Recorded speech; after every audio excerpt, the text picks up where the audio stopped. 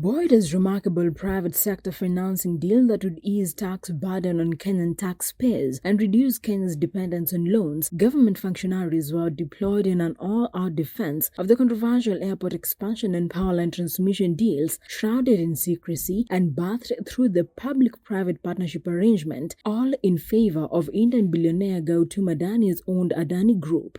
The spirited push by government to see through the projects came against the backdrop of intense opposition by the public, professional bodies and court petitions seeking to bar the Jomo Kenyatta International Airport proposed takeover and Kenya Electricity Transmission Company Limited get track on 95.7 billion shilling powerline expansion deals, each spanning for a period of 30 years. However, during his third State of the Nation address in Parliament, President William Ruto stopped the Adani reggae. I have directed agencies within the Ministry of Transport and the Ministry of Energy and Petroleum to immediately cancel the ongoing procurement process for JKI expansion public-private partnership transaction, as well as the recently concluded Ketrago transmission in public partnership. Adani subsidiaries, the Adani Airport Holdings Limited, was to take over JKIA, while Adani Energy Solutions Limited and Ketrago already signed legitimate contractual obligations to undertake powerline expansion at a cost of 95.7 billion shillings on October 9, 2024. Events preceding President Ruto's pronouncement in Parliament bears all the hallmarks of glaring gaps, acts of commissions and omissions by public institutions and government operatives in flagging Adani's dark history, riddled with claims of stock manipulation, environmental abuse and conspiracy, with the latest being defrauding investors and securities fraud. While defending Adani's past record on the floor of the National Assembly, Roads and Transport Cabinet Secretary said the government did not find any adverse report on the part of the Indian conglomerate in countries it has operated and has tax obligation in and had not been debarred. However, Gatanga Member of Parliament Edward Muriu provided evidence of Adani having been blacklisted in Australia and India. I am extremely surprised by the Cabinet Secretary assertion that Adani has no corruption case anywhere in the world, has been compliant with taxes in where they have local jurisdiction of paying taxes. Because, Mr. Speaker, and there are documents which I can be able to submit before the House, Adani has been barred from doing business in Australia. It has been barred from doing business in India, purely for the same reason we're talking about. Last month, two separate high courts in Nairobi temporarily slammed brakes on the airport and powerline multi-billion deals. In the first case filed by the Law Society of Kenya, in his ruling, High Court Justice Bahati Mwamuye decreed that Law Society of Kenya's petition challenging the award of 95.7 billion shillings 30-year deal between Adani Energy Solutions Limited and Kenya Electricity Transmission Company Ketrago had met the legal threshold for the court to grant conservatory orders, halting it despite the instruments the contract having been signed on October 11, 2024. Justice Mwamuye ruled, quote-unquote, pending the inter-parties hearing and determination of the application, dated 23 October 2024, a conservatory order be and is hereby issued, suspending the implementation of any project agreement between the first, third, fourth, fifth, sixth, and seventh respondents jointly and severally, and the second respondent and or any of its related companies and entities with regard to development of transmission lines, substations, or any other electrical power infrastructure, end of quote. Additionally, the judge directed the lawyers' body to forward the application, petition, and court order to the respondents by close of business on Friday and to file an affidavit of service in that regard. The judge noted, quote-unquote, the respondents shall file and serve their responses to both the application and petition by close of business on 8th November 2024.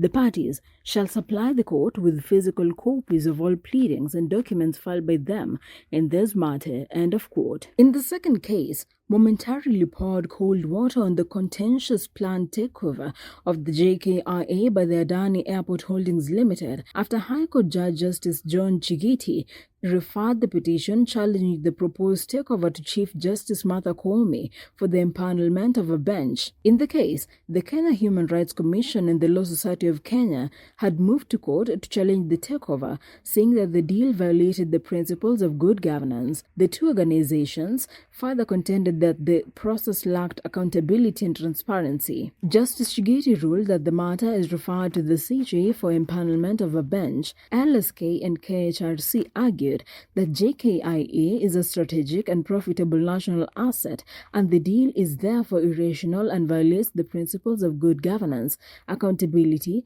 transparency, and prudent and responsible use of public money. In the deal, the Indian firm would upgrade the airport, including the construction of a second runway and a new passenger terminal under a 30-year build-operate-transfer contract. KHRC and LSK have argued that Kenya can independently raise the estimated 238 billion shillings needed to expand JKIA without leasing the airport for the stated period. Lord Dudley Ochel said in the application, quote-unquote, thus the Adani proposal is unaffordable, threatens job losses, exposes the public, is disproportionate to fiscal risk, and offers no value for money to the taxpayer, end of quote. Earlier, aviation workers through their lobby group, the Kenya Association of Air Operators, had voiced their concerns, maintaining that leasing of JKIA to Adani Airports Holdings Limited should be done through an open competitive bidding process for transparency purposes. KAAO expressed concerns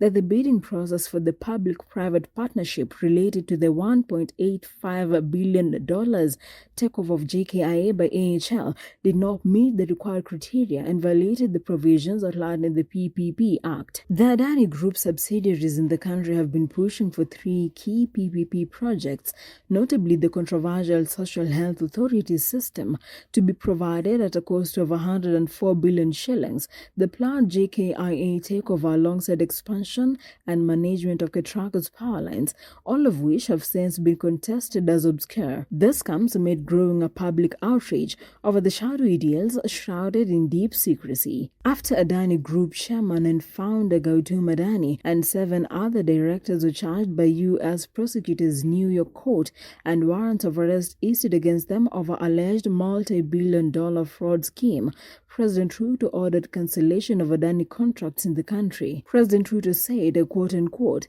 I now direct in furtherance of the principles enshrined in Article 10 of the Constitution on transparent accountability and based on new information provided by investigative agencies and partner nations, that the procuring agencies within the Ministry of Transport and the Ministry of Energy Petroleum to immediately cancel the ongoing procurement processes for the JKIA expansion. On Wednesday, U.S. authorities charged Adani and 2 other executives at Adani Green Energy, his nephew Sagar Adani and Vineet Jain, with agreeing between 2020 and 2024 to pay more than $250 million in bribes to Indian government officials to obtain solar energy supply contracts expected to yield $2 billion in profits.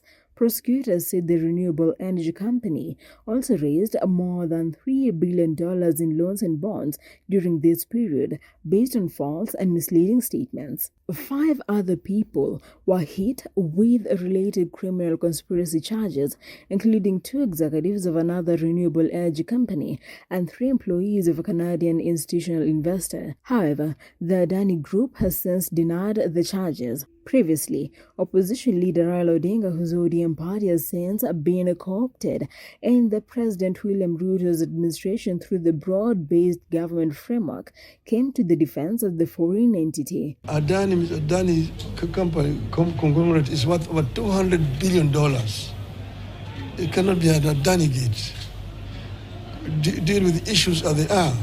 If some people have made mistakes, let them own up that they made some mistakes. Similarly, on October 24, 2024, speaking in Nakuru during the groundbreaking ceremony of the 35-megawatt all-power 22 power plant at the Menengai geothermal site, President Ruto told Kenyans Adani is good for the country. President Ruto defended the 30 years 95.7 billion shilling power transmission projects awarded to Adani Energy Solutions Limited, a subsidiary of Adani Group, under under the PPP framework, urging Kenyans to embrace such initiatives. The Adani Group are investing in the transmission line. Their money, 95 billion. We would have otherwise gone to borrow that money, burden the people of Kenya. This is now a private sector investment, the same way Keshan here is a private sector investment, the same way Sosian is a private sector investment. We will pay for that transmission line using a wheeling charge that has been negotiated. President Ruto said, quote unquote, the Adani Group are investing 95 billion shillings of their money in the transmission line, would have otherwise gone to borrow that money and burden the people of Kenya. There is now a private sector investment similar to the Nairobi Expressways. It is crucial for us as a nation to understand that public-private partnerships provide a win-win situation where we deliver public services using private investment supporting overall development. End of quote. Others who have come to the defense of the now defunct Adani deals include Energy Cabinet Secretary Opiyo Wandayi, National Treasurer CS John Mbadi, National Assembly Majority Leader Kimani Ichung'wah, and Kapseret MP Oscar Sudi, among others. When contacted by the Informer Media Group for comment over possible gaps or acts of commission or omission on the part of government in flagging Adani's past adverse history and the losses Kenyan taxpayers stand to lose by the time of going to broadcast, neither the CS for Roads and Transport, Davis Churchill, nor Principal Secretary of State Department of Transport, Mohamed Agar, responded to our queries. On his part, Energy Principal Secretary Alex Wachira acknowledged receipt of our queries and promised to get back. Wachira told the Informer Media Group, quote unquote, thank you for reaching out. Allow me some time to work on the questions asked since I need to do a comprehensive work and I'm heading to a committee of Parliament on energy. End of quote.